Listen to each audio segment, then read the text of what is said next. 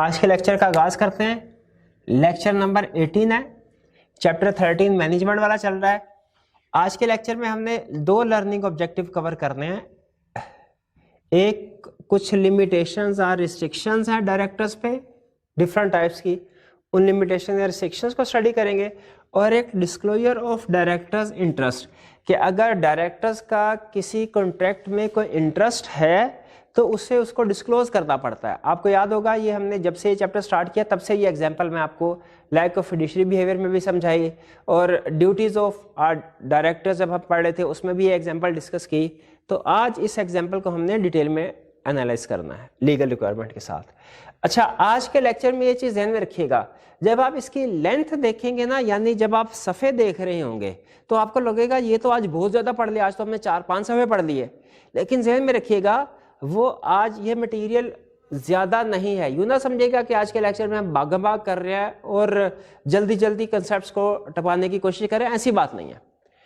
एक रीज़न तो ये है 4-5 सफ़ों के, क्योंकि उसमें आपको ज़्यादातर इसमें क्वेश्चंस नज़र आएंगे। पास्ट पेपर के ज़्यादा क्वेश्चन चूँकि इस टॉपिक से रिलेट करते हैं, क्वेश्चन की तादाद ज़्यादा है, इसलिए आपको लग रहा होगा 4-5 सफ़े हो गए।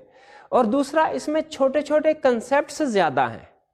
इसमें यह नहीं है कि एक ही बड़ा कंसेप्ट डिस्कस हो रहा है, छोटे छोटे कंसेप्ट्स ज़्यादा हैं। छोटे छोटे कंसेप्ट्स को समझाना मुश्किल होता है। जब एक बड़ा कंसेप्ट डिस्कस हो रहा होता है तो उसमें कम्प्लेक्सिटीज 1 बाय 1 ऐड होती जाती हैं, वो थोड़ा समझने में मुश्किल होती है। तो चूंकि इसमें छोटे छोटे कंसेप्ट्स हैं, इजी टॉपिक है, इसीलिए आपको लगेगा कि शायद हमने ज़्यादा कंसेप्ट्स कवर कर लिए। हालांकि कंसेप्ट हैं, आसान भी हैं और छोटे छोटे भी हैं। आपका खुद अंदाज़ा हो जाएगा जब हम स्टडी कर रहे होंगे। और इनमें से कुछ कंसेप्ट्स तो ऐसे भी हैं जो पास्ट में हम उनकी बेस डेवलप कर चुके हैं, तो आपको यूँ लगेगा जैसे शायद ये ऑलरेडी हमने पहले पढ़ा हुआ है, लेकिन पहले ज़बानी कलाम ही पढ़ा होगा, अब हम उसको रिटन फॉर्म में फॉर्मली पढ़ रहे हैं। तो पहला कंसेप्ट, लिमिटेशन और रिस्ट्रिक्शन ऑन डायरेक्टर। डायरेक्टर्स पे क्या लिमिटेशन या रिस्ट्रिक्शंस हैं, ये सारी लिमिटेशन या रिस्ट्रिक्शंस हम आपके साथ शेयर कर रहे हैं। जो नेक्स्ट डिस्क्लोजर वाला होगा वो हम सेकेंड हाफ ऑफ लेक्चर में कवर करेंगे। सबसे पहली लिमिटेशन या रिस्ट्रिक्शन, लोन और गारंटी टू डायरेक्टर। लोन का मतलब है पैसे दे देना, गारंटी का मतलब है कंपनी ने डायरेक्टर्स को पैसे नहीं दिए, लोन नहीं दिया, लेकिन डायरेक्टर से कहा तुम जाके बैंक से लोन ले लो, हम बैंक को गारंटी देंगे कि अगर तुमने पैसे नहीं दिए तो हम पैसे देंगे। ये मना है, याद रखें। बाज़ औक़ात कंपनी लोन लेती है, डायरेक्टर गारंटी देता है, वो हमने प्रीवियस कंसेप्ट में पढ़ा। समटाइम ऐसा भी हो सकता है डायरेक्टर लोन ले और कंपनी गारंटी दे। डायरेक्टर लोन ले और कंपनी गारंटी दे, ये वो वाली प्रोविजन है। डायरेक्टर को कंपनी ना तो लोन दे सकती है ना ही गारंटी दे सकती है। एग्जाम में ज्यादातर जो पूछता है कंसेप्ट लोन के साथ पूछता है, इसलिए मैं गारंटी का वर्ड स्किप करके लोन के साथ अब आगे चलूंगा। क्या एक कंपनी अपने डायरेक्टर को लोन दे सकती है? नहीं। लेकिन अच्छा, एक चीज, डायरेक्टर से मुराद डायरेक्टर की स्पाउस यानी उसकी वाइफ या हस्बैंड और माइनर चाइल्ड भी शामिल है। ठीक है, डायरेक्टली या इनडायरेक्टली माइनर चाइल्ड भी शामिल है। और इस प्रोविजन में कंपनी के साथ होल्डिंग कंपनी भी शामिल है, यानी होल्डिंग कंपनी के डायरेक्टर को भी लोन नहीं दिया जा सकता। इसलिए मैं अब इस चीज को, कंसेप्ट को सिंप्लीफाई रखते हुए, ये आपने रटे में याद कर लेना, बुक में लिखी हुई लाइन, इसको याद कर लेना है। कंसेप्ट बिल्ड करते हुए मैं सिर्फ वर्ड यूज करूंगा लोन, लोन और गारंटी दोनों नहीं, और डायरेक्टर, डायरेक्टर के साथ उसके रिश्तेदारों को कवर नहीं करूंगा। बेसिक कंसेप्ट, क्या एक कंपनी अपने डायरेक्टर को लोन दे सकती है? इसका जवाब है दे सकती है, कुछ कंडीशंस के साथ। क्या कंडीशन है? पहली कंडीशन, मेंबर्स की अप्रूवल होगी। जनरल मीटिंग में मेंबर्स अप्रूव करेंगे फिर लोन दिया जा सकता है डायरेक्ट, क्योंकि देखिए ये पैसा शेयर होल्डर का है। शेयर होल्डर का पैसा डायरेक्टर अपने जाती मकासद के लिए इस्तेमाल नहीं कर सकते, इसीलिए अगर शेयर होल्डर रजामंदी देंगे फिर डायरेक्टर्स को लोन दिया जा सकता है, वरना नहीं। अब देखिए इंटरेस्टिंग प्रोविजन बन गई, डायरेक्टर अपनी कंपनी के अंदर दूसरे एम्प्लॉयज को तो लोन दे सकते हैं, ये उनकी पावर में शामिल है, लेकिन खुद एक दूसरे को लोन नहीं दे सकते। डायरेक्टर्स को लोन लेने के लिए मेंबर्स की, जनरल मीटिंग में मेंबर्स की अप्रूवल की जरूरत होगी, और अगर लिस्टेड कंपनी है तो फिर एससीसीपी के अप्रूवल की भी जरूरत होगी। हाँ, अगर कंपनी है ही फाइनेंशियल इंस्टीट्यूशन, उस सूरत में ये रिस्ट्रिक्शन अप्लाई नहीं होगी। क्यों? क्योंकि फाइनेंशियल इंस्टीट्यूशन यानी बैंक के केस में वो तो बैंक का नॉर्मली कोर्स ऑफ बिजनेस है, ऑर्डिनरी ट्रांजैक्शन है बैंक की। बैंक जब सारी दुनिया का लोन दे सकता है तो डायरेक्टर को भी दे सकता है नॉर्मल रूटीन के मुताबिक जो उसकी टर्म्स एंड कंडीशन है। तो फाइनेंशियल इंस्टीट्यूशन में चूंकि नॉर्मली काम ही यही होता है कंपनी का लोन देना, तो उस सूरत में ये रिस्ट्रिक्शन अप्लाई नहीं होती, यानी उस सूरत में डायरेक्टर बैंक से लोन ले सकता है। वरना नॉर्मली अगर डायरेक्टर कंपनी से लोन लेना चाहता है, मेंबर्स की अप्रूवल की जरूरत होगी, प्लस लिस्टेड कंपनी है तो कमीशन की अप्रूवल की जरूरत होगी।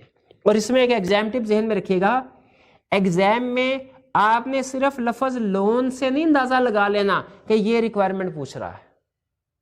लोन से रिलेटेड दो कंसेप्ट हैं, एक क्या कंपनी डायरेक्टर को लोन दे सकती है, अगर दे सकती है किन कंडीशंस के मुताबिक, ये अलग कंसेप्ट है। एक और कंसेप्ट भी है जो आगे चल के हमने पढ़ना है, वो क्या है, क्या कंपनी अपनी एसोसिएटेड कंपनी को लोन दे सकती है, अगर दे सकती है तो किन कंडीशंस के मुताबिक, ये अलग कंसेप्ट है।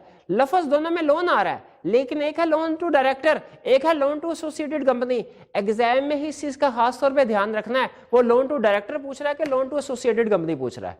दोनों का आंसर डिफरेंट है, इंटायरली डिफरेंट। सिर्फ लोन का लफ्ज पढ़ के खुश ना हो जाइएगा कि मुझे तो ये मैंने रटा लगाया हुआ है। हो सकता है उसने लोन टू एसोसिएटेड कंपनी पूछा, आप लोन टू डायरेक्टर लिख के आ जाएं और क्वेश्चन टोटली गलत। तो loan to company loan to director versus loan to associated company different concept है, इसका ध्यान रखना। ये अभी हम नहीं पढ़ रहे, ये आगे चल के हम पढ़ेंगे, प्रोबेबली हमारा सेकंड लास्ट चैप्टर होगा ये कंपनी लॉ वाले पोर्शन में। नेक्स्ट, क्या एक कंपनी किसी पॉलिटिकल पार्टी को कंट्रीब्यूट कर सकती है? फॉर एग्जांपल एक पॉलिटिकल पार्टी मुझे बड़ी पसंद है, मेरी एक कंपनी है, मैंने कंपनी के पैसों में से कुछ डोनेशन दे दी इनको कि आप ये जलसा कीजिए, इस जलसे के लिए आप ये सामान लेके आइए। क्या एक पब्लिक कंपनी, कोई भी कंपनी किसी पॉलिटिकल पार्टी को सपोर्ट कर सकती है? एससीसीबी इसको मना करता है, एससीसीबी कहता है नहीं, क्योंकि जो कंपनीज जब किसी को सपोर्ट करती है ना पॉलिटिक्स में, तो उसके इलेक्शन जीतने के बाद उससे फायदा उठाने की भी कोशिश करते हैं, उससे कोई गलत किस्म के लॉज पास करवाने की कोशिश करते हैं जिनसे कंपनी को फायदा हो। और ये खास तौर पे डेवलप्ड कंट्रीज में, इवन यूएसए में प्रेसिडेंशियल इलेक्शन में एलिगेशंस हैं कि कंपनीज इस तरह के काम करती हैं। लेकिन कानून के तहत कोई भी कंपनी पॉलिटिकल कंट्रीब्यूशन नहीं कर सकती, और कोई भी कंपनी जनरल मीटिंग में अपने मेंबर्स को गिफ्ट भी नहीं दे सकती। अगर गिफ्ट देने की इजाजत होती ना, तो कोई भी कंपनी अपने मेंबर्स को डिविडेंड ना देती, क्योंकि डिविडेंड पे डबल टैक्स लगता है। एक दफा कंपनी अपने प्रॉफिट पे टैक्स देती है, दूसरा डिविडेंड पे करते हुए टैक्स देती है। तो उस टैक्स से बचने के लिए कंपनी ये कह सकती थी कि सारे मेंबर्स मीटिंग में मौजूद हुए हैं, ये लीजिए सबको 10-10 लाख रुपए का गिफ्ट दिया जा रहा है। ठीक है, तो गिफ्ट देना मना है। क्यों? क्योंकि अगर गिफ्ट मेंबर्स को जनरल मीटिंग में गिफ्ट देने की इजाजत होती तो इसको मिसयूज किया जा सकता था। फिर डिविडेंड, कंपनी का प्रॉफिट थ्रू गिफ्ट देने की प्रैक्टिस एस्टेब्लिश हो जाती टैक्स से बचने के लिए। इसलिए किसी भी कंपनी के लिए मेंबर्स को गिफ्ट देना या किसी पॉलिटिकल पार्टी को कंट्रीब्यूशन देना, डोनेशन देना मना है। Next, assignment of office. Assignment का मतलब क्या होता है? असाइनमेंट का मतलब यह है कि एक बंदा कंपनी का डायरेक्टर अपॉइंट हुआ और वो खुद अपने बजाय किसी और को कह दे कि मैं साइड पे हो जाता हूं, आप कंपनी के डायरेक्टर बन जाए।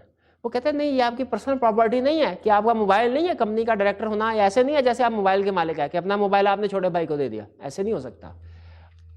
कोई भी डायरेक्टर अपने पोजीशन, अपने ऑफिस को यानी अपनी पोजीशन को असाइन नहीं कर सकता, मतलब ट्रांसफर नहीं कर सकता किसी दूसरे बंदे को। एक डायरेक्टर अपनी जगह पे किसी दूसरे बंदे को डायरेक्टर नहीं बना सकता। अपनी जगह पे किसी दूसरे बंदे को डायरेक्टर बनाना, ये असाइनमेंट कहलाता है। नहीं बना सकता। हाँ, असाइनमेंट नहीं हो सकती, असाइनमेंट होती है परमानेंट बेसिस पे। अपॉइंटमेंट ऑफ अल्टरनेट और सब्स्टिट्यूट डायरेक्टर पॉसिबल है। ये अपॉइंटमेंट ऑफ अल्टरनेट या सब्स्टिट्यूट डायरेक्टर क्या होता है? अल्टरनेट या सब्स्टिट्यूट डायरेक्टर होता है आरजी बेसिस पे, टेम्परेरी बेसिस पे, आरजी बुनियादों पे एक बंदे की जगह किसी दूसरे बंदे को डायरेक्टर बनाना। जैसे फर्ज कीजिए एक कंपनी के 5 डायरेक्टर्स हैं, एक डायरेक्टर को 4 महीने के लिए जर्मनी जाना पड़ गया। अब पीछे डायरेक्टर तो रह गए 5 से 4 रह गए डायरेक्टर। ठीक है, अब फर्ज कीजिए कंपनी का कोरम, फर्ज कीजिए कि एक और डायरेक्टर जो है वो यूएसए चला गया, 3 डायरेक्टर हो गए, कंपनी का कोरम 4 था, अब तो कंपनी का पीछे कोरम होगा ही नहीं। तो याद रखिए, अगर आरजी बेस के ऊपर कोई डायरेक्टर पाकिस्तान छोड़ के जा रहा है 90 दिन से ज्यादा अरसे के लिए, तो उसकी जगह पे किसी दूसरे बंदे को डायरेक्टर अपॉइंट किया जा सकता है इस आरजी तौर पे, लेकिन इस दूसरे बंदे को कहते हैं अल्टरनेट और सब्स्टिट्यूट डायरेक्टर। लेकिन ये याद रखिएगा, ये किन कंडीशन में अपॉइंट किया जा सकता है? पहली, जब मेन डायरेक्टर पाकिस्तान से बाहर जा रहा हो 90 दिन या उससे ज्यादा के लिए, 2 4 8 10 दिन के लिए नहीं, 2 4 8 10 दिन के लिए अपॉइंटमेंट नहीं होगी अल्टरनेट या सब्स्टिट्यूट डायरेक्टर की, 90 दिन या उससे ज्यादा के लिए जा रहा हो फिर होगी। और दूसरा, ये कौन अल्टरनेट या सब्स्टिट्यूट डायरेक्टर बनेगा, ये वो डायरेक्टर डिसाइड नहीं करेगा। यानी मैं अगर फर्ज कीजिए 6 महीने के लिए जर्मनी जा रहा हूं, तो मैं नहीं डिसाइड करूंगा कि मेरी जगह पे ये बंदा अब डायरेक्टर आएगा, नहीं नहीं, बोर्ड ऑफ डायरेक्टर डिसाइड करेंगे, बोर्ड ऑफ डायरेक्टर्स अप्रूव करेंगे कि किसको अल्टरनेट या सब्स्टिट्यूट डायरेक्टर होना चाहिए। मैं शायद अपनी नॉमिनेशन तो दे दूं, रिकमेंडेशन तो दे दूं, लेकिन अप्रूवल जो है वो डायरेक्टर्स ही करेंगे, बोर्ड ऑफ डायरेक्टर्स। और जैसे ही फिर 6 महीने बाद मैं पाकिस्तान वापस आऊंगा, मुझे किसी किस्म का नोटिस देने की जरूरत नहीं है, जैसे ही मेरे पैर पाकिस्तान की जमीन पे पड़े उसी वक्त जो अल्टरनेट या सब्स्टिट्यूट डायरेक्टर है वो फारिग हो जाएगा और मैं अपनी पोजीशन दोबारा गेन कर लूंगा। तो ये 3 कंडीशन है, जहन में रखिएगा। 2 अल्फाज, असाइनमेंट ऑफ ऑफिस कुछ और कंसेप्ट है और अल्टरनेट और सब्स्टिट्यूट डायरेक्टर और है। असाइनमेंट का मतलब है परमानेंट बेसिस पे किसी दूसरे बंदे को डायरेक्टर बना देना, इसकी कतन किसी सूरत इजाजत नहीं है। लेकिन अल्टरनेट या सब्स्टिट्यूट डायरेक्टर की अपॉइंटमेंट हो सकती है, 3 कंडीशंस हैं। पहली कंडीशन 90 दिन या उससे ज्यादा के लिए पाकिस्तान से बाहर जा रहा हो मेन डायरेक्टर, दूसरी कंडीशन डायरेक्टर अप्रूव करेंगे, तीसरी कंडीशन जैसे ही मेन डायरेक्टर पाकिस्तान वापस आएगा पुराना डायरेक्टर फारिग। यहां पे एक कंसेप्ट को जहन में रखिएगा, सम टाइम वो क्वेश्चन पूछता है 3 नंबर के साथ, is assignment of office possible, या can director assign his office to another person, can Faisal who is director of a company assign his office to Abid?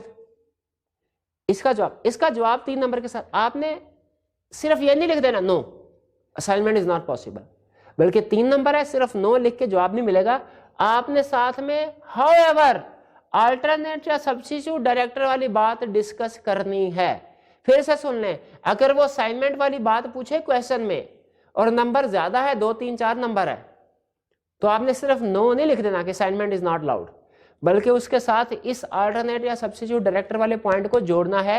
Exam में वो ऐसे कर रहा है, पूछता असाइनमेंट है, सिर्फ सोल्यूशन में नॉट असाइनमेंट का नॉट लिख के कहता है हाँ लेकिन एक रास्ता है क्या, ये वाला, ये रास्ता भी दिखाता है, आपने अपने सोल्यूशन में भी ये रास्ता दिखाना है। पॉज कीजिएगा जी। नेक्स्ट कंसेप्ट की तरफ चलते हैं।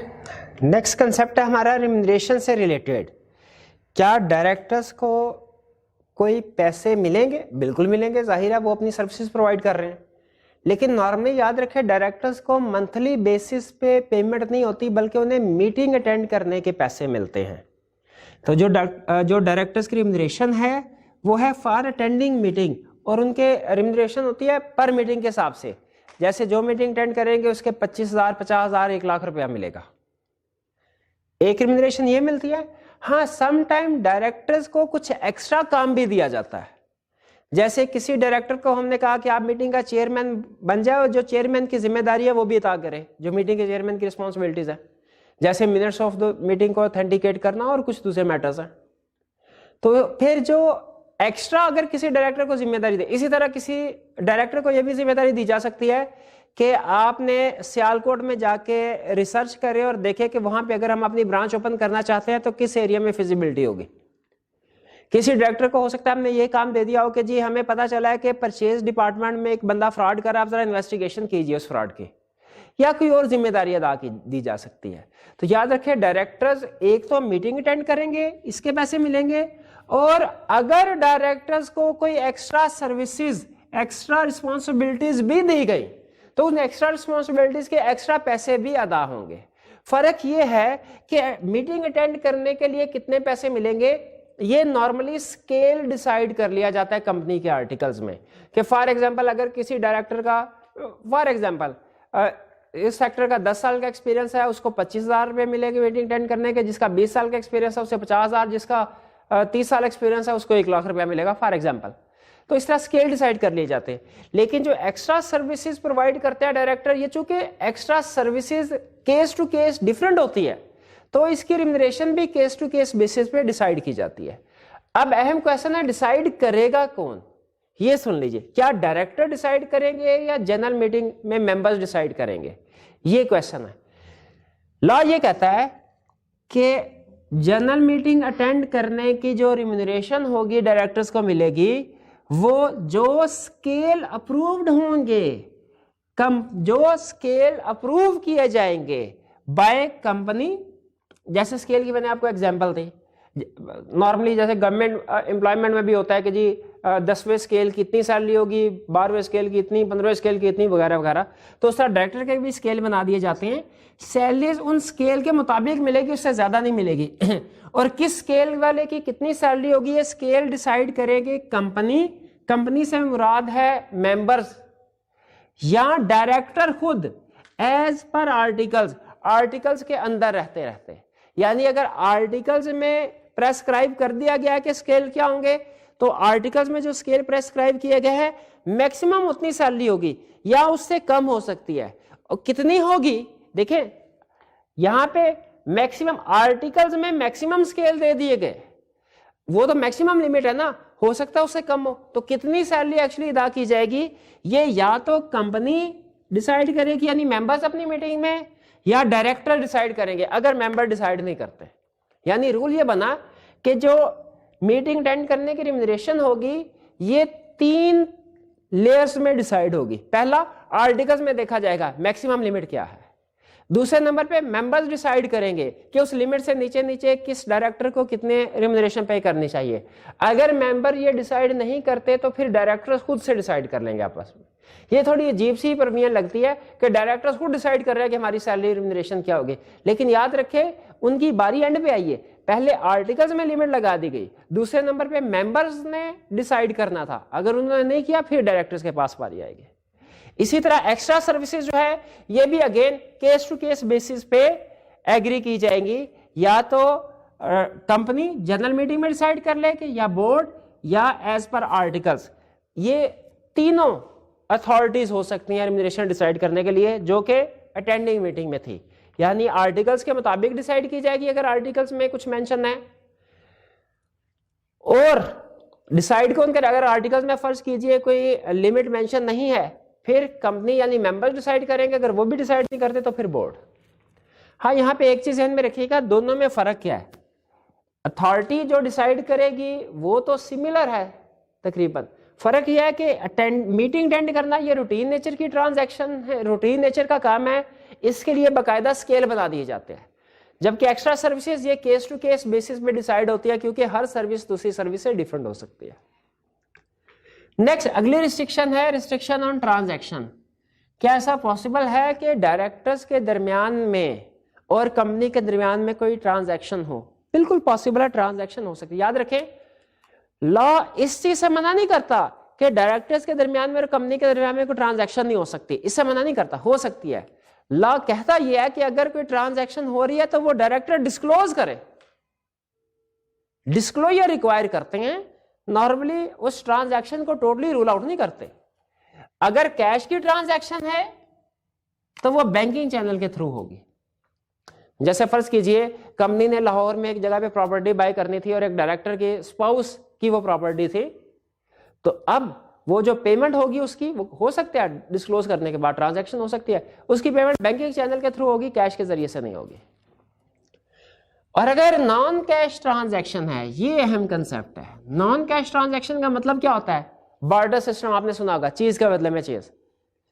जैसे कंपनी ने ये ऑफर दी डायरेक्टर की स्पाउस को कि आप इस तरह कीजिए, लाहौर वाली प्रॉपर्टी आप हमें दे दीजिए और हमारी कराची वाली प्रॉपर्टी हम आपको ट्रांसफर कर देते हैं, साथ में थोड़ा बहुत जो कैश का डिफरेंस होगा वो पे कर देंगे।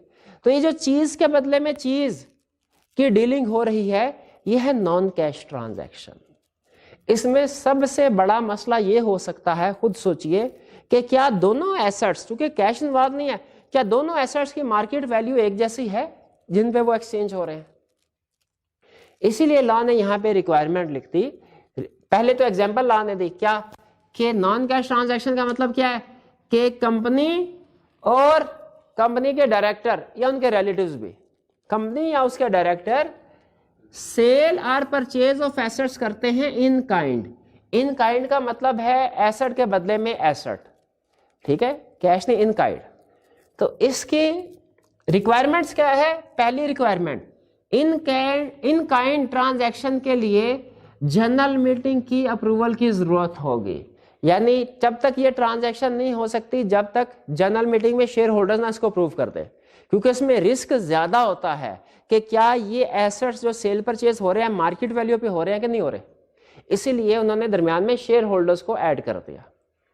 और शेयर होल्डर्स की अप्रूवल के लिए अब जाहिर है जनरल मीटिंग में अप्रूवल देंगे शेयर होल्डर, तो जनरल मीटिंग का जो नोटिस होगा उस नोटिस में इस ट्रांजैक्शन की सारी रेलिवेंट इंफॉर्मेशन इंक्लूड की जाएगी। जैसे जो एसेट लिया जा रहा है उसकी क्या मार्केट वैल्यू है, जो एसेट दिया जा रहा है उसकी क्या मार्केट वैल्यू है। तो नोटिस ऑफ रेजोल्यूशन में मेंशन किया जाएगा सारे particulars including valuation of properties कि किस प्रॉपर्टी की क्या वैल्यूएशन है। और ये बेसिक प्रोविजन समझ आ गई आपको कि जब इन काइंड ट्रांजैक्शन होगी तो वो अप्रूव करेंगे मेंबर्स जनरल मीटिंग में, और दूसरे नंबर पे वो जो ट्रांजैक्शन होगी उसका जो नोटिस दिया जाएगा उसमें उस ट्रांजैक्शन के सारे पर्टिकुलर्स और वैल्यूएशन का जिक्र होगा। अब इसके बाद आगे चलते हैं। ये अब 2 पॉइंट्स मैंने आपको समझाने, इसमें मेन कंसेप्ट समझा दिया। कह रहा है restriction applies on directors of associated company, और अप्रूवल के केस में अप्रूवल ऑफ होल्डिंग कंपनी, इसको समझाना है। लेकिन मैं चाह रहा हूं इसको एक एग्जांपल के जरिए से समझाऊं ताकि मेन कंसेप्ट भी समझ आ जाए और ये भी। फर्ज कीजिए कि एक कंपनी है, यहां पे इस कंसेप्ट को मैं एक्सप्लेन कर रहा हूं। एक कंपनी है यूफोन। यूफोन का एक डायरेक्टर है, वो अपनी प्रॉपर्टी, इस कंपनी का डायरेक्टर अपनी प्रॉपर्टी कंपनी को सेल करना चाहता है और कंपनी की प्रॉपर्टी बाय करना चाहता है। क्या यह ट्रांजैक्शन की इजाजत है? इसका जवाब है बिल्कुल इजाजत है। शर्त क्या है? मेंबर्स की अप्रूवल। यूफोन के मेंबर्स अपनी जनरल मीटिंग में अप्रूवल देंगे और जो नोटिस भेजा जाएगा मेंबर्स को मीटिंग से पहले, उसमें इसकी सारी डिटेल मौजूद होगी। ये तो सिंपल कंसेप्ट। आगे चलते हैं। फर्ज कीजिए यूफोन की एक एसोसिएटेड कंपनी है। एसोसिएटेड कंपनी और सब्सिडरी होल्डिंग में फर्क होता है। एसोसिएटेड कंपनी का कंसेप्ट ज्यादा वाइड है। अभी फिलहाल सिर्फ एसोसिएटेड कंपनी का लफ्ज जहन में रखिए, आगे चल के हम इसको डिटेल में एक्सप्लेन करेंगे। फिलहाल इतना जहन में रखिए, वर्ड एसोसिएटेड में होल्डिंग सब्सिडरी भी शामिल होती है, इसके अलावा भी कुछ कंपनी शामिल होती है। अगर यूफोन की फर्ज कीजिए एक एसोसिएटेड कंपनी है, उसका नाम है TIP, telephone industries of Pakistan, फर्ज कीजिए। अब इस एसोसिएटेड कंपनी का जो डायरेक्टर है मिस्टर डी, ये यूफोन की प्रॉपर्टी अपनी प्रॉपर्टी के बदले में एक्सचेंज करना चाहता है। क्या कर सकता है? यस, कर सकता है, लेकिन सिमिलर रिस्ट्रिक्शंस इस डायरेक्टर पे भी अप्लाई होंगी। ये यहां पे इस पॉइंट में ये कह रहा है कि एसोसिएटेड कंपनी का डायरेक्टर अगर कंपनी के साथ डीलिंग करना चाहता है, इसके ऊपर भी सिमिलर रिस्ट्रिक्शन अप्लाई होगी। यानी इस केस में भी मेंबर्स, यूफोन के मेंबर्स की अप्रूवल की जरूरत होगी, प्लस वो जो नोटिस भेजा जाएगा उसमें सारी वैल्यूएशन वगैरह पर्टिकुलर्स होंगे। लेकिन याद रखें, जिसके दरमियान में ट्रांजैक्शन हो रही है उसके मेंबर्स अप्रूव करेंगे। टेलीफोन इंडस्ट्री ऑफ पाकिस्तान की जनरल मीटिंग की अप्रूवल की जरूरत नहीं है एसोसिएटेड कंपनी के केस में। यहां तक क्लियर? तीसरी एग्जांपल और आखिरी इस कंसेप्ट में, फर्ज कीजिए ये यूफोन की एक होल्डिंग कंपनी है, एसोसिएटेड नहीं, होल्डिंग। होल्डिंग ऐसी कंपनी को कहते हैं जिसमें मेजॉरिटी मोर देन 50% की शेयर होल्डिंग हो। एसोसिएटेड कंपनी में 20%, मोर देन 20% की शेयर होल्डिंग होती है। यानी अगर आप किसी दूसरी कंपनी के 20% शेयर खरीदते हैं 20% या उससे ज्यादा तो वो एसोसिएटेड बन जाती है, और अगर खरीदते खरीदते वो 50% से ज्यादा हो जाए तो वो फिर होल्डिंग सब्सिडरी बन जाती है। तो इसका मतलब है ये ज्यादा सवेयर केस आने लगा, अब पहले एसोसिएटेड वाला था अब होल्डिंग वाला। फर्ज कीजिए यूफोन की एक होल्डिंग कंपनी है, वो है पीटीसीएल, और पीटीसीएल का एक डायरेक्टर है मिस्टर डी। ये यूफोन के साथ प्रॉपर्टी को एक्सचेंज करना चाहता है, क्या कर सकता है? बिल्कुल कर सकता है। और चूंकि होल्डिंग कंपनी भी एसोसिएटेड कंपनी ही होती है, यानी एसोसिएटेड कंपनी जिसमें 20% से ज्यादा शेयर होल्डिंग ऑफ होल्डिंग जिसमें 50% से ज्यादा, तो जिसमें 50% से ज्यादा है डेफिनेटली उसमें शेयर होल्डिंग 20% से भी ज्यादा है। तो याद रखें हर होल्डिंग सब्सिडरी एसोसिएटेड होती है, लेकिन हर एसोसिएटेड लाजमी नहीं होल्डिंग सब्सिडरी हो। तो यहां पे पीटीसीएल के पास यूफोन के 50% से ज्यादा शेयर्स हैं, तो पीटीसीएल होल्डिंग है। होल्डिंग का डायरेक्टर इस कंपनी के साथ प्रॉपर्टी को इन काइंड एक्सचेंज करना चाहता है, क्या कर सकता है? बिल्कुल सिंपल रूल एसोसिएटेड कंपनी वाला पहले अप्लाई करें, ठीक है, कि कंपनी का डायरेक्टर या एसोसिएटेड कंपनी का डायरेक्टर कंपनी के साथ इन काइंड ट्रांजैक्शन कर सकता है। शर्त क्या है? दो। पहली शर्त यूफोन के मेंबर जनरल मीटिंग में अप्रूवल देंगे। दूसरी शर्त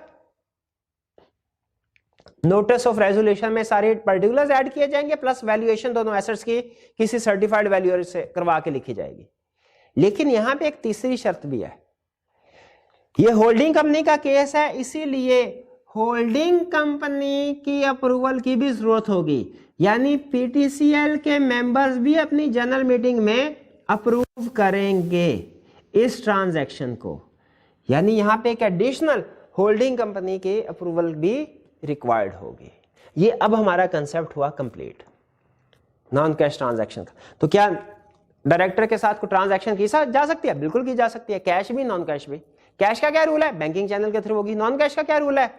कि वो मेंबर्स अप्रूव करेंगे जनरल मीटिंग में, और नोटिस ऑफ रेजोल्यूशन में पर्टिकुलर्स प्लस वैल्यूएशन होगी। और अगर एसोसिएटेड कंपनी का डायरेक्टर बाय करना चाह रहा है, एक्सचेंज करना चाह रहा है, सिमिलर कंडीशन। होल्डिंग कंपनी का डायरेक्टर एक्सचेंज करना चाह रहा है, similar condition, plus holding company के मेंबर्स भी अप्रूव करेंगे। तो ये हमारा कंसेप्ट होगा। लास्ट रिस्ट्रिक्शन, एक डायरेक्टर मैक्सिमम कितनी कंपनी में डायरेक्टर हो सकता है? वह कहता है 5 लिस्टेड कंपनीज में, अनलिस्टेड जितनी मर्जी हो जाए, मैक्सिमम 5 लिस्टेड। एक बंदा, मैं अगर एक कंपनी में लिस्टेड कंपनी में डायरेक्टर हूं, दूसरी कंपनी में भी डायरेक्टर हो सकता हूं, तीसरी कंपनी में भी डायरेक्टर हो सकता हूं, मैक्सिमम 5 में। हाँ, इन 5 में आपने सब्सिडीज को काउंट नहीं करना। जैसे फर्ज कीजिए मैं पीटीसीएल का डायरेक्टर हूं और यूफोन का भी डायरेक्टर हूं, तो for the purpose of this counting हम पीटीसीएल और यूफोन को एक ही कंसीडर करेंगे, एक ही ग्रुप है, ठीक है। तो मैं एक कंपनी का डायरेक्टर हूं, फिर मैं किसी दूसरी लिस्टेड कंपनी का भी डायरेक्टर हो सकता हूं, तीसरी का भी हो सकता हूं, मैक्सिमम 5, लेकिन सब्सिडरीज को काउंट नहीं करना। यानी अगर आप होल्डिंग कंपनी के भी डायरेक्टर है, सब्सिडरी के भी डायरेक्टर हैं, तो आप एक कंपनी के डायरेक्टर गिने जाएंगे। ये कंसेप्ट। अब चलते हैं हम अपने लेक्चर के अगले हिस्से की तरफ। बार बार इस चैप्टर के स्टार्ट से जिस एग्जाम्पल को हम डिस्कस कर रहे हैं, अब उसको डिटेल में समझने का वक्त आ गया। वो एग्जाम्पल कौन सी है? Disclosure on directors interest. Disclosure of directors, कि अगर डायरेक्टर का इंटरेस्ट है, किसमें इंटरेस्ट है? किसी कॉन्ट्रैक्ट में, किसी ट्रांजैक्शन में, तो वो उसे डिस्क्लोज करना है।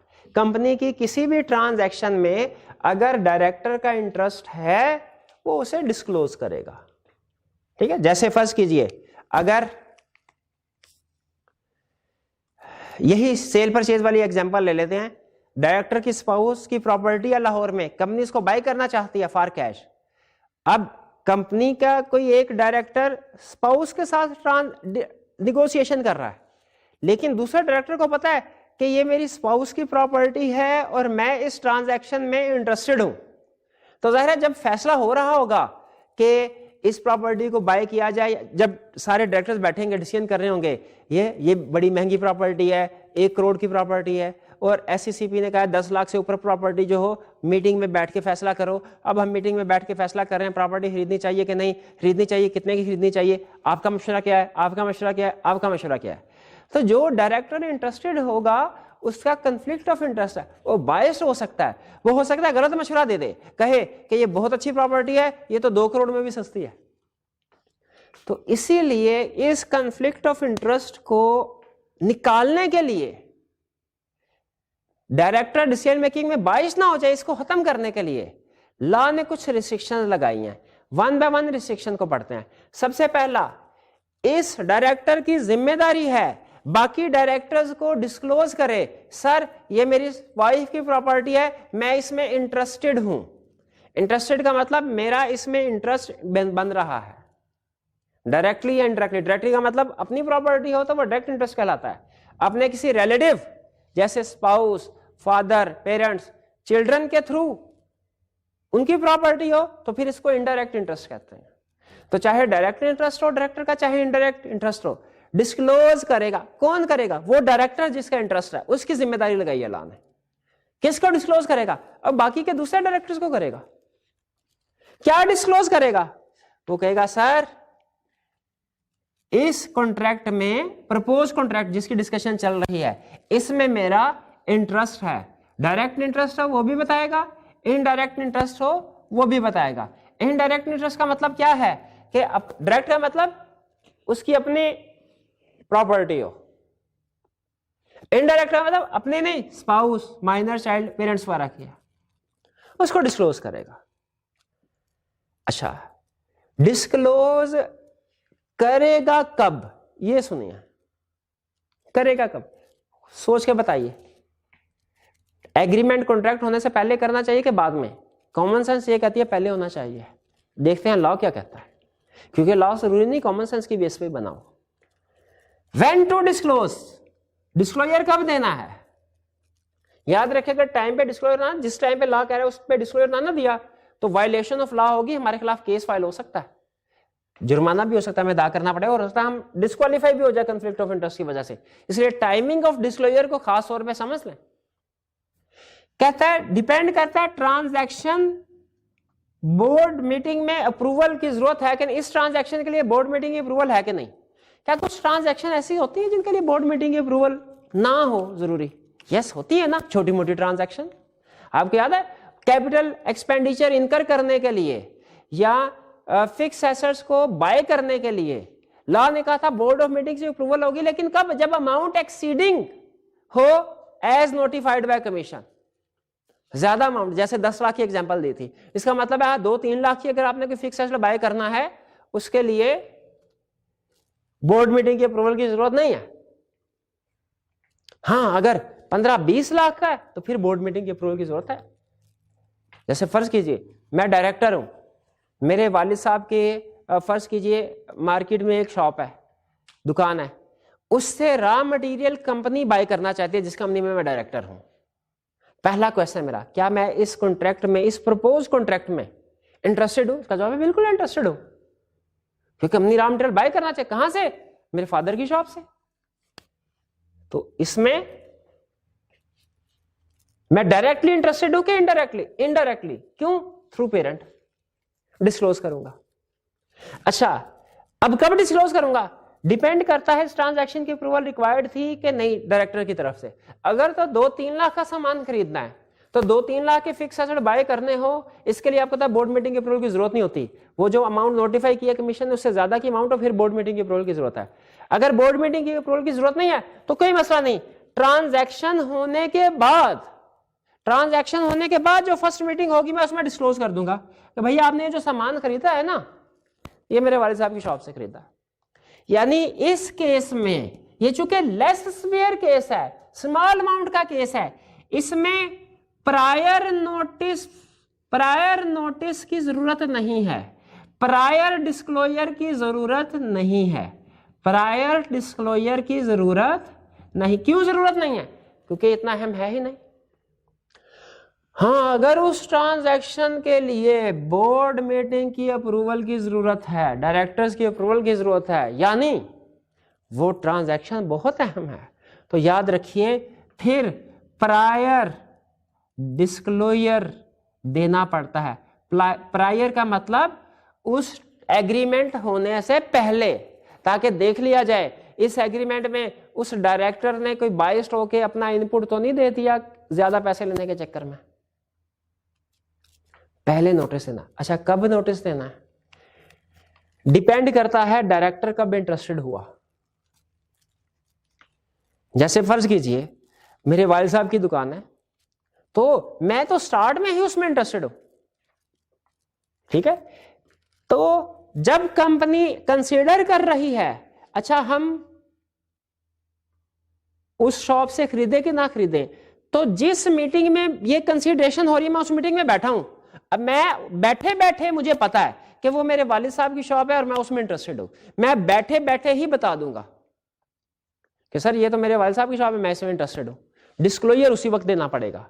If director is interested before consideration, यानी ये मैटर कंसीडर होने से पहले ही मैं इंटरेस्टेड था, तो जो फर्स्ट मीटिंग होगी जिसमें ये कॉन्ट्रैक्ट डिस्कस हो रहा होगा मैं उसमें डिस्क्लोज कर दूंगा।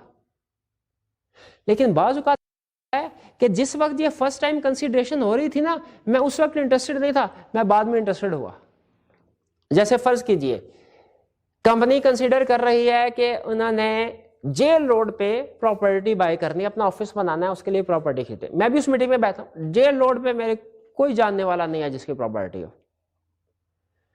तो मैं उस मीटिंग में, उन्होंने फैसला किया अच्छा ठीक है यहाँ पे एक्सप्लोर करते हैं डिफरेंट ऑप्शंस को, अगली मीटिंग में बैठ के डिसाइड करेंगे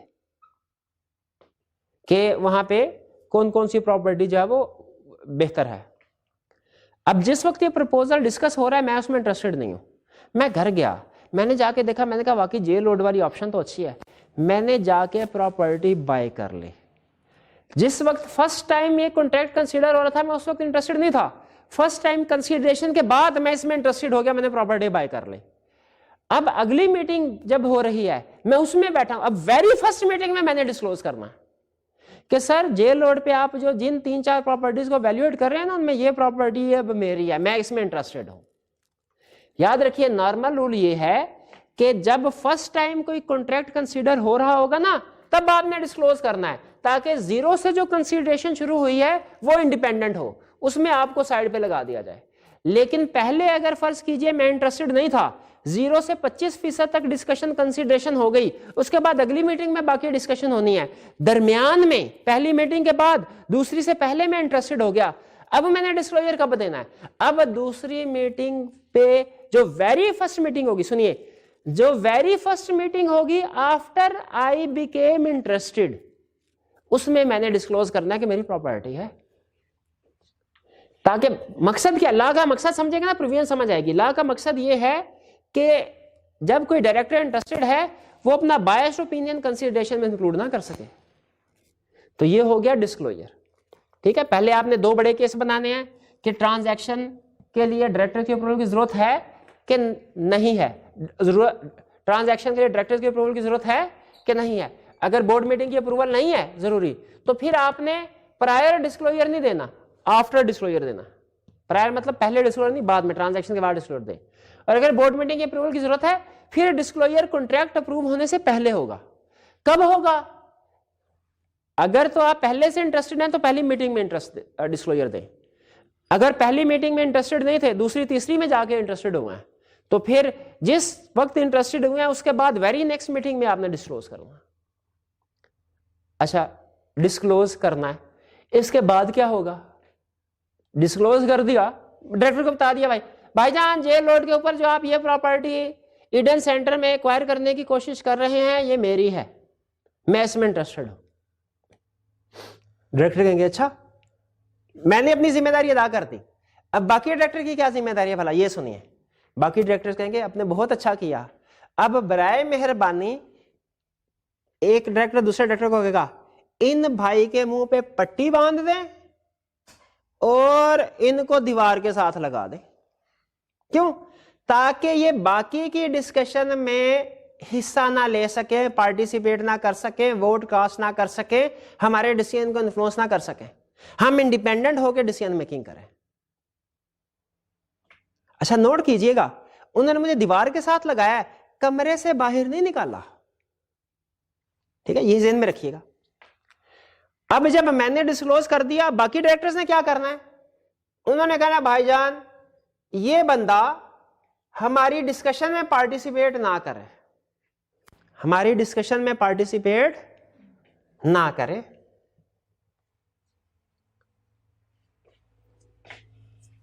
हमारी डिस्कशन में पार्टिसिपेट ना करे। अब कौन सी डिस्कशन? भाई उस मीटिंग में तो 10 मैटर डिस्कस हो रहे होंगे, कौन सी डिस्कशन में मैंने पार्टिसिपेट नहीं करना भला? जिसमें इंटरेस्ट है उस मैटर में। उससे पहले 4 मैटर हुए उसमें मैं पार्टिसिपेट करूंगा, उसके बाद 5 मैटर होने उसमें भी करूंगा, इस वाले में नहीं करूंगा। और मुझे कोरम का हिस्सा भी नहीं माना जाएगा, यानी उस मीटिंग का जब कोरम गिना जाएगा मुझे उसमें काउंट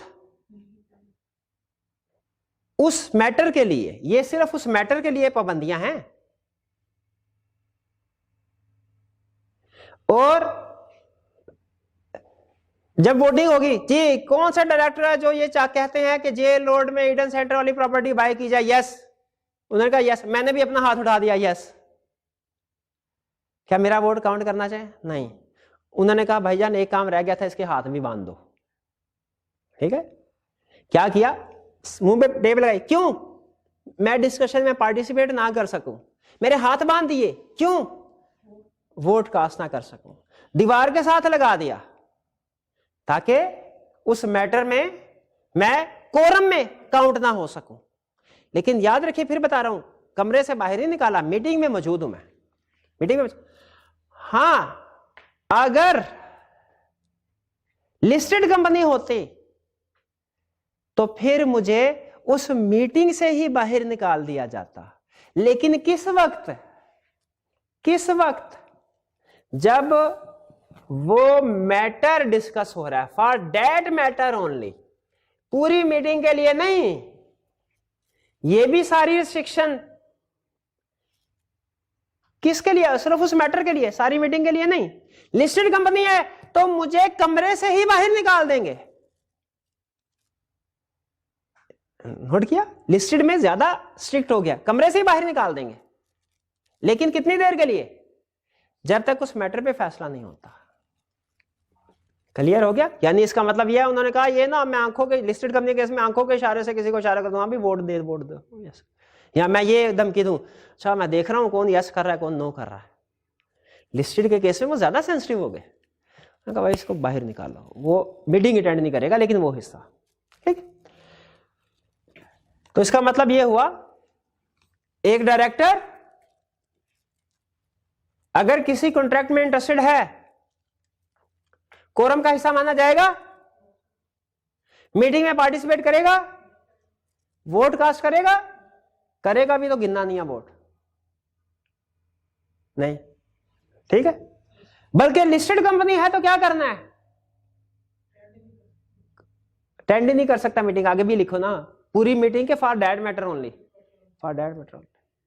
लेकिन ये प्रोविजन प्राइवेट कंपनी में नहीं लगेगी, पब्लिक कंपनी के डायरेक्टर के लिए है। प्राइवेट कंपनी का डायरेक्टर इसका मतलब है बैठ के जो मर्जी कर सकता है। इंटरेस्टेड डायरेक्टर होगा फिर भी, क्योंकि आपको पता है कंपनीज एक्ट प्राइवेट कंपनी पे रिक्वायरमेंट कम अप्लाई करता है। क्यों? क्योंकि इसमें पब्लिक का पैसा नहीं इन्वॉल्व। जहां पे जनरल पब्लिक का पैसा इन्वॉल्व होता है ना, वहां पे वो स्ट्रिक्ट हो जाता है लॉ, और होना भी चाहिए। और कॉन्ट्रैक्ट ऑफ इंडेमनिटी, ये मैंने आपको एग्जांपल दी थी। डायरेक्टर बैंक के पास गया, लोन चाहिए, बैंक ने कहा गारंटी दो, पर्सनल गारंटी, याद है? डायरेक्टर ने पर्सनल गारंटी दी। अब बाद में कंपनी लोन पे नहीं कर सकी, डायरेक्टर ने अपनी जेब से लोन पे किया। अगली बोर्ड मीटिंग हुई, जिस डायरेक्टर ने जेब से लोन पे किया था, अब वो डायरेक्टर से कह रहा है सर जी वो लोन वापस तो करें। उन्होंने कहा लोन आप वापस मांग रहे हो, ठीक है, लेकिन आप तो इस कॉन्ट्रैक्ट में, इस प्रपोजल में, इस मैटर में इंटरेस्टेड हो, आप नहीं बोल सकते। इसके मुंह पे पट्टी लगा के इसको दीवार के साथ लगा दो। क्या यहां पे अब ये करना मुनासिब है? उसका पैसा लगा हुआ है, उसने कंपनी के लिए कुर्बानी दी है, और वो पैसे मांगने लगा, आपने उसके ऊपर टेप लगा दी? नहीं। लॉ कहता है कॉन्ट्रैक्ट ऑफ इंडेमनिटी होगा ना, अगर इस सूरत में ये प्रोविजन एप्लीकेबल नहीं है। अब वो बंदा बोल भी सकता है, बल्कि चीख चीख के बोलेगा, ओ मेरे पैसे निकालो, मेरी जेब से गए हैं। पार्टिसिपेट कर रहा है डिस्कशन में, ठीक है, और वोट भी कास्ट करेगा, सारी प्रोविजन वैलिड हो जाएगी और होनी चाहिए, समझ रहे हैं ना। प्राइवेट कंपनी इस रूल की एक्सेप्शन है। और contract of indemnity, contract of indemnity समझ आ गया ना, बैंक को लोगों की गारंटी दी, इसकी एग्जांपल ये ज़हन में रखनी है आपने। नेक्स्ट, डिस्क्लोज कैसे करना है भाई, बहुत आसान। एक स्पेसिफिक डिस्क्लोजर दे सकते हैं, जनरल डिस्क्लोजर दे सकते हैं। स्पेसिफिक डिस्क्लोजर क्या मतलब, मेरे वाले साहब की दुकान से माल आ रहा है, तो पहली मीटिंग में डिस्कस, मैंने कहा सर मैं इसमें इंटरेस्टेड हूं, उन्होंने कहा ठीक है जी। महीने बाद फिर माल आ रहा है, फिर मैं मीटिंग में बोल पा रहा सर मैं इसमें इंटरेस्टेड हूं, उन्होंने कहा ठीक है। तीसरे महीने फिर माल आ रहा है, मैंने फिर कह दिया सर मैं इस ट्रांजैक्शन में इंटरेस्टेड हूं, कितनी दफा बताओगे, पता चल गया। तो हमारे पास दो ऑप्शन होती हैं, या तो हम ट्रांजैक्शन टू ट्रांजैक्शन डिस्क्लोज करते जाएं, या हम एक जनरल नोटिस दे दें कि सर मैं ये एबीसी ट्रेडर्स की जो दुकान है इसमें ये मेरे वालिद साहब की है, इसके साथ आप जितनी भी ट्रांजैक्शन करेंगे मुझे उसमें इंटरेस्टेड समझिएगा। ये जनरल नोटिस देके मैंने कंपनी में पहुंचा दिया। अब बताइए क्या मुझे अब आइंदा हर साल के हर ट्रांजैक्शन के साथ ये डिस्क्लोज करने की जरूरत है मैं इसमें इंटरेस्टेड हूं? नहीं, मैंने एक जनरल नोटिस दे दिया, इसमें इस कंपनी में मैं इंटरेस्टेड हूं, इस बिजनेस में, इसका जो भी ट्रांजैक्शन हो मुझे इसमें इंटरेस्टेड समझना आइंदा। अब हर ट्रांजैक्शन के साथ मुझे स्पेसिफिक नोटिस देने की जरूरत नहीं, मेरा जनरल नोटिस चल जाएगा। तो ये मेरी मर्जी है, चाहे मैं स्पेसिफिक नोटिस दे दूं चाहे जनरल नोटिस दे दूं, मेरी जिंदगी की आसानी किसमें है? जनरल नोटिस, ठीक है, डायरेक्टर मीटिंग में। लेकिन यह जनरल नोटिस ता क़यामत वैलिड नहीं है, ये till the end of financial year valid होगा। फाइनेंशियल ईयर पता है क्या होता है? जो कंपनी का ईयर एंड, जिसकी फाइनेंशियल स्टेटमेंट्स बनती हैं। कैलेंडर ईयर और फाइनेंशियल ईयर में फर्क है। पाकिस्तान एक कंपनी नहीं है, लेकिन आपको पता है इसका फाइनेंशियल ईयर क्या है? 30 जून। बजट आता है ना जून के महीने में, वो अगले साल का आता है। तो ईयर, कैलेंडर ईयर क्या होता है? 31 दिसंबर, 1 जनवरी। तो ये कंपनी के फाइनेंशियल ईयर एंड होने तक इस नोटिस पीरियड की वैलिडिटी है। अगले साल नया नोटिस देना पड़ेगा। प्रैक्टिकली होता क्या है, अगर ईयर एंड कंपनी का 30 जून है ना, तो मुझे पता है मैं डायरेक्टर हूं, 30 जून को मैंने नोटिस दिया, जनरल नोटिस 30 जून तक फारिग हो जाएगा। मैं 30 जून आने से पहले पहले फ्रेश नोटिस दे देता हूं। अब ये अगले साल के लिए होगा। क्लियर हो गया? एक डायरेक्टर किसी कॉन्ट्रैक्ट में इंटरेस्टेड है, उसकी क्या जिम्मेदारी है? किसको? डायरेक्टर्स को, कि मैं उसमें इंटरेस्टेड हूं, डायरेक्टली या इनडायरेक्टली दोनों। डायरेक्टर की क्या जिम्मेदारी है बाकी डायरेक्टर्स की? उसको मीटिंग का हिस्सा नहीं बनाएंगे, पार्टिसिपेट नहीं करेगा, डिस्कशन में नहीं हिस्सा लेगा। लिस्टेड कंपनी है तो फॉर दैट मैटर मीटिंग से आउट हो जाएगा, फॉर दैट मैटर ओनली। अच्छा, अगर एक डायरेक्टर है तो ये होगा। अगर मेजोरिटी ऑफ डायरेक्टर इंटरेस्टेड है, क्या सारे के सारे डायरेक्टर्स ही फिर मीटिंग से बाहर? उन्होंने कहा फिर इसकी अप्रूवल डायरेक्टर्स नहीं, मेंबर्स देंगे। कहां? अपनी जनरल मीटिंग में।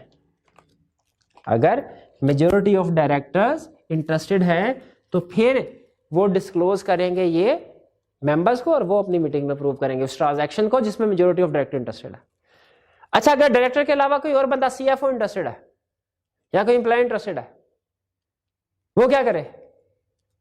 वो भी डायरेक्टर को डिस्क्लोज करे। ठीक है, वो भी डायरेक्टर को डिस्क्लोज कर देगा। ठीक, डायरेक्टर के ऊपर तो पाबंदी है, बाकी के जो एम्प्लॉयज हैं उनके ऊपर भी पाबंदी है। अगर उनका इंटरेस्ट है तो वो डिस्क्लोज करें ताकि एक फेयर डिसीजन हो सके।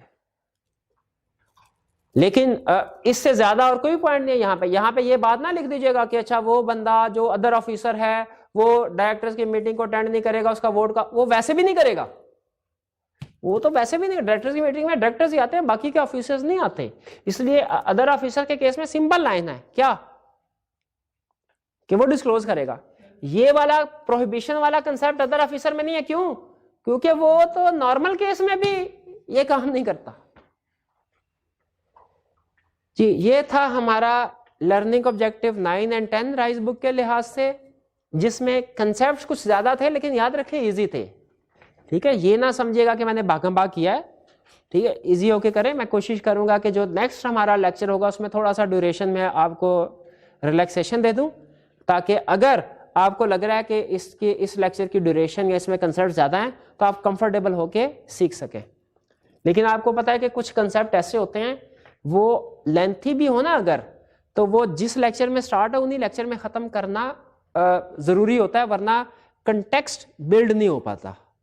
ठीक है, तो जैसे डिस्क्लोजर ऑफ डायरेक्टर इंटरेस्ट था, मैं आधा पढ़ा देता, बाकी कहता कल पढ़ाऊंगा, तो कल वो मेरा बैकग्राउंड ही नहीं बननी थी, वो सेट ही नहीं होनी थी, मुझे फिर दोबारा से कराना पड़ना था।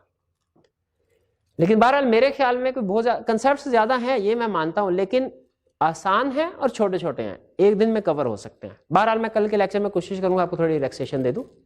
आज का लेक्चर हम यहाँ पे ख़त्म करते हैं। आपने असाइनमेंट्स वगैरह ज़रूर अटेम्प्ट करने हैं रिटन फॉर्म में। अल्लाह हाफिज़।